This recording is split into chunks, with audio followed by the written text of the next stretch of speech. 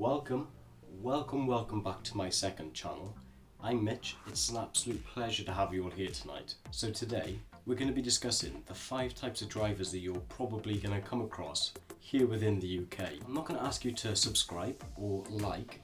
What I do ask of you is, as we go through this video, if there is something that you do like or you want to see more of what we do here, then consider subscribing then, but don't do it yet. Without further ado, here is number 1. All of the gear, not a single idea. Here in the UK, it's very rare that you find an absolute gem of a car. To be quite honest with you, you're quite lucky to see a Golf R on a daily drive. To see a car with phenomenal performance is an absolute rare observation. On the off chance that you see an Audi R8 or a BMW M5 performance, you can't help but get a little bit excited. The problem with this is that 90% of the time, these absolute weapons of cars are driven by old age pensioners, and let me tell you now, these guys have all the gear and not a single idea. They pull off from red lights as if it's 2 inches of snow, and they never ever let their man killing gorgeous machines even get up to the speed limit. It's so frustrating. I know I shouldn't be a gatekeeper.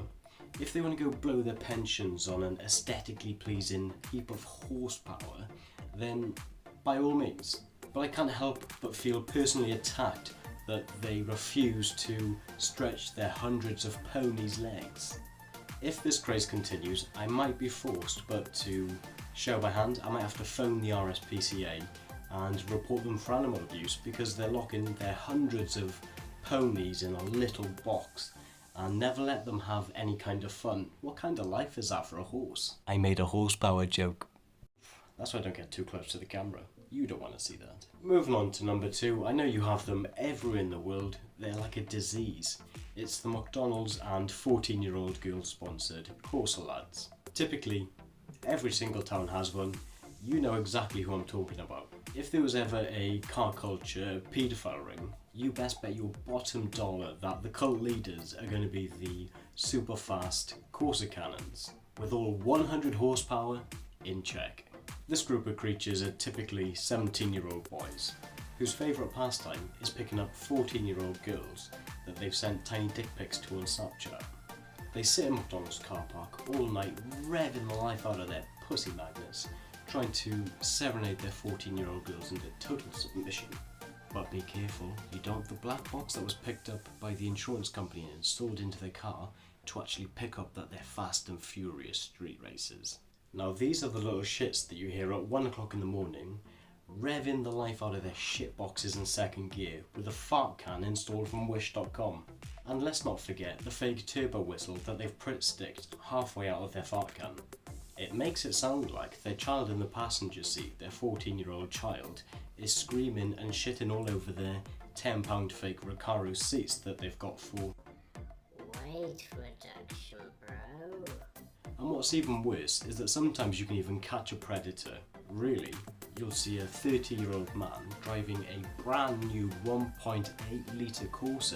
You'll see him start to slowly edge his way in with the boys. He'll start hanging out in McDonald's car park with his 1.8 litre Corsa, and you'll start to befriend these 17-year-old boys. And these 17-year-old boys think that they must be cool because these 30-year-olds with the really fast version of the Corsa wants to be friends with them. What this guy does is, because he has the 1.8 litre Corsa, he has the far superior Corsa to all these other plebs. He has 120 horsepower compared to their 90, 100. So he draws the line at 16. He has the 16 and 17-year-old girls in his car, so that it's barely legal, so he can serenade her with his 1.8 mighty roar of his engine. It's quite scary actually. I wish I was joking or being a little bit too harsh, but sadly I'm not. It's so real, you see them everywhere. I should be like Chris Hansen, and today we're gonna catch a predator. On to a much better note, a much happier note. Number 3 is the tuna. Now that's a fish. We'll call him the mechanic guy. Thankfully, we do have quite a lot of these petrol-powered geniuses. These men are the hard-working, hands-on type who spend every last penny that they have on top quality performance mods like Garrett turbos and Apex Seals. These gents love nothing more than to spend thousands upon thousands on purely just performance parts. They can spend months and months building these cars, pay thousands and thousands and thousands, and if their Apex Seals go after one drag race in their RX-8s, they don't even cry about it. Actually, they seem rather happy, actually jumping for joy, because it means that actually they get to spend another 6 weeks and a few more thousand that they don't have but they'll find, building their dream Mazdas that they'll never let go of. These dudes are absolutely refreshing to speak to. They make being a car guy something to actually be proud of. They love everything petrol and they appreciate every single type of car, whether it's a Jeep Trackhawk to a 1.2 Clio. They love it all and they will speak to you for hours about it. I mean, my god, they even give the Corsa boys a smile just because they're driving cars. One thing you'll typically notice about these guys is that even though they've probably perfectly built their 700 horsepower RX-8s, they will talk to you about your car for hours. They're more than happy to listen to you talk about your Honda Civic with 200 horsepower that you plan to stand still and slap a big fat wing on its arse. There's nothing that they won't talk about and they enjoy your company. God bless the mechanics. You're probably all bored of hearing me talk, so number 4, we're going to do a bit of a skit. Yo bro, that Lambo totally sucks. It's actually quite slow if you think about it. I mean, think about it. My Fiesta ST would actually keep up with it until about 100 miles per hour. Shut up, you twat, no it wouldn't. Oh shut up bro, don't be stupid. Do you even know anything about Fords? They actually put slower numbers for their 0 to 60 and 0 to 100 online because like tax and stuff. Actually, my Ford Fiesta ST can actually do like 200 miles per hour. No, I did it last night actually. Ask my mate, he'll tell you. Go on. Whatever you idiot, if you say so. And you're just ignorant because deep down you know that Ford is the best brand in the world. Really? How's that then? Well, like, my mate has a Tesla, which is fast and all, but he also like has a Focus RS, and he remapped it, and now it's pushing 1200 horsepower, and even with a 2-second head start, the RS beat the Tesla on the drag strip, quarter mile by 4 seconds. And after the run, his car shows that he's still getting 87 miles per gallon and it's never broked, and they're £2,000 brand new if you're in the Secret Ford Club and you do the Secret Ford handshake at the counter. Really? Well, we all know what kind of handshake that is then. Better untie this before she comes up and kills me. I think that skit covered it pretty well. Need I say more? So these guys, they only love one brand, and it's probably because either their parents have owned like a Ford or a certain manufacturer, and they just want all the other brands or manufacturers to be wiped off the face of the earth, vanished. Oh yeah, and they're totally 100% full of bullshit stories when they talk about my mate's car, and it's normally when they're losing a debate about cars or when they want to talk about cars but they have no idea what the hell they're talking about. These idiots won't grasp this concept, but like a wise man once said, an idiot thinks he knows everything. A wise man, a smart man, knows that relatively he knows nothing. Number 5 is Mr. Jekyll and Hyde. I'm not a religious guy, but I pray to God that you guys never have to come across this nasty piece of work. You can always tell when you come across this type of butt nugget. Driving along a 60 mile per hour road and you notice there's a car in the distance and you're quickly catching up to it. And then you realise that this car is only doing 35 to 40 miles per hour. You start to think about when your next opportunity for overtaking will arise. We know these roads well. The UK, everything's local, we don't do very big trips. So you know these roads, you know when it's going to be time to overtake him. And yes, I say him because a woman has never ever done this to me. It's always a bloke. I try not to get too close up behind them. I hate tailgating, and I know for a fact, since I've had the new LEDs put into my BMW, as soon as I get close to someone, they always slow down. Even if they're doing 30 miles per hour in a 60, they slow down. They always think I'm some sort of undercover cop or unmarked police car. and they always like take turn-ins. It's brilliant. They always just move out your way. I'm like, Moses, separate. Like I said, I have seriously regretted buying LED bulbs for the BMW. I like following cars that are doing like 62 miles per hour and 60. It feels like everyone's going nice and quickly, there's no drama, everyone's getting to their destination within the time that they planned. But as soon as you pull up behind them and they see the LED bulbs in the BM, they slow down to like I said, 40 miles per hour. Back to my point, you can always tell when you get behind this Jekyll and Hyde, because as soon as you get behind him, he'll either start to slow down or he will not take his eyes off you in his mirror. He will be steering you out. He knows that you want to overtake him. So he's watching you with his beady little eyes in his side mirror, or in his rear mirror, whichever one, and he knows you're waiting to overtake.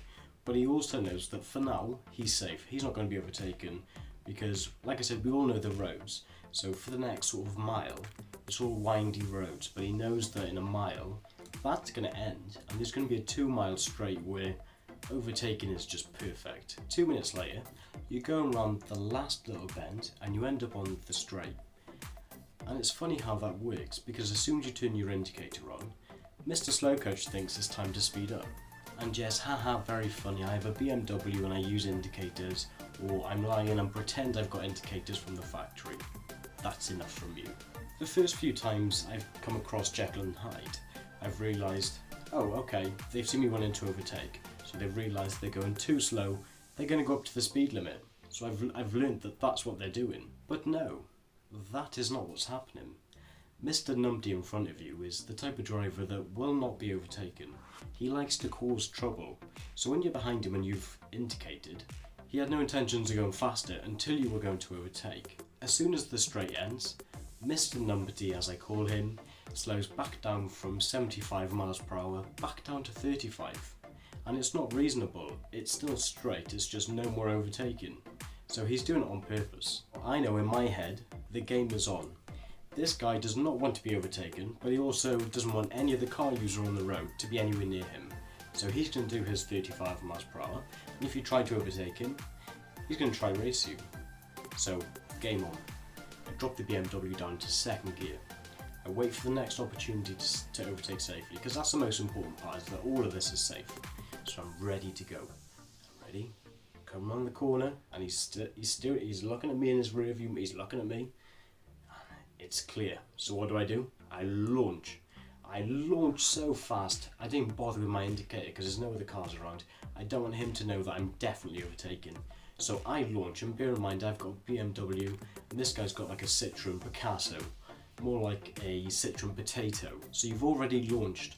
You've gone out into the it's not an overtaking lane, but the other side of the road. So you're nowhere near him, you're not even on his side of the road. You've pulled out and you are going to tank it past him, no matter what he does. Because for one, you've started to overtake, and there's no reason why he should not be where he is. Because we were respectful, we left the 2 second gap as you would always leave. So we've now made up this gap, we've pulled out. So as you're just about to overtake, you've got about 20 miles per hour above this guy now, about to overtake. What does he do? Does he A?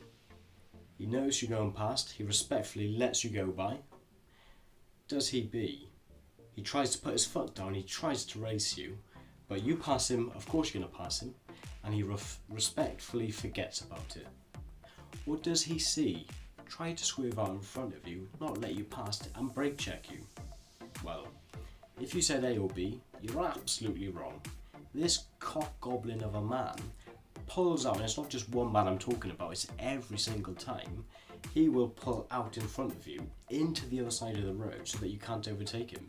But it's utterly confusing because for the last 5 minutes, for the last 5 miles, whatever, you've been behind this guy leaving a respectable amount of room while he's been tempting you to overtake by slowing down, slightly moving over to the verge so that you can see the amount of space you can overtake. So why on earth is he doing this now? From living in the UK, guess what I've learned? I've learned to just keep on going. When they pull out, keep on going. Not one of these guys has ever had the balls to stay in front of me because they know I'm going to hit them off the road if they carry on. Eventually when I get close to them, because when they do this, my foot stays flat to the floor. I will keep going. And if you want to play the game of who can pit who, you better believe that I will absolutely end your life. So don't fuck with me. And when I say me, I know for a fact that there's going to be so many of you guys out there that have the exact same experiences that I do.